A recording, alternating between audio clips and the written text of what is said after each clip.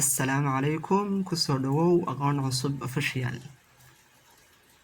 Waxaa loo adeegsadaa this iyo this waxaa loo adeegsadaa shay kuu dhow. Thisna waxaa loo adeegsadaa shayyaal kuu dhow, waa jamac. This waa shay keliya, thisna waa shayyaal, waa jamac. Number 1, this is a boy. Kani waa wiil, waa shay keliya, waana wiil. These are eyes. Kuwana waa indho, waa shayyaal badan, waa indho. This is a cheek. Kani waa dhaban. These are fingers. Kuwana waa faro, waa shayyaal badan, waa faro badan oo kuu dhow. These are fingers. Kuwana waa faro. This is a nose. Kani waa san, waa wax kuu dhow, waa san kuu dhow oo keliya, shay keliya.